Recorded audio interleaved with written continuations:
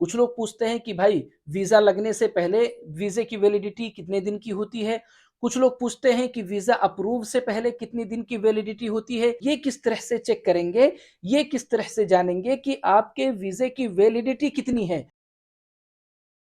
दोस्तों, family visit visa की validity apply करने के बाद और अप्रूव होने से पहले, मतलब चैम्बर कराने से पहले कितने दिन की वैलिडिटी होती है उसकी।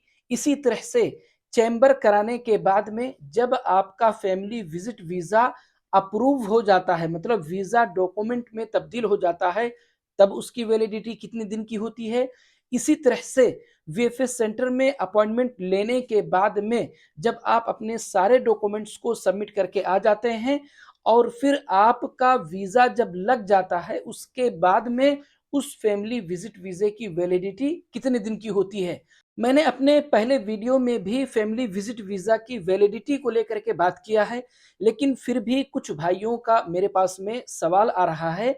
कुछ लोग पूछते हैं कि भाई वीजा लगने से पहले वीजे की वैलिडिटी कितने दिन की होती है। कुछ लोग पूछते हैं कि वीजा अप्रूव से पहले कितने दिन की वैलिडिटी होती है। तो दोस्तों, अगर हम लोग फैमिली विजिट वीजा की वैलिडिटी को लेकर के बात करें तो उसके 3 स्टेप्स होते हैं। सबसे पहला स्टेप होता है दोस्तों वीजा अप्लाई करने के बाद और अप्रूवल से पहले।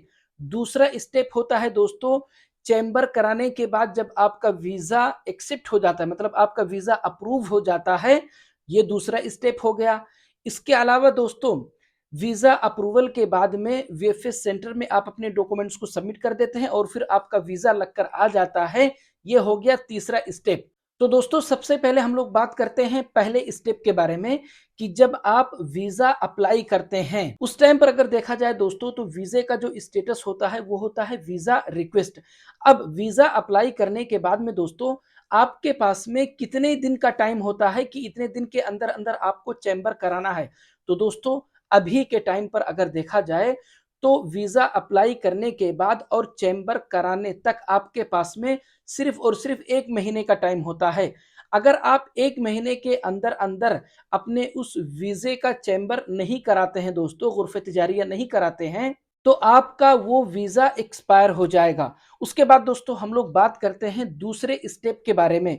तो दूसरा स्टेप वो होता है दोस्तों कि जब आपने चैम्बर करा लिया अपने फैमिली विजिट वीजे का, चैम्बर कराने के बाद में दोस्तों जब आपका वीजा अप्रूव हो जाता है, तो वीजा अप्रूव होने के बाद में अब आपके उस वीजे की वैलिडिटी कितने दिन की होती है।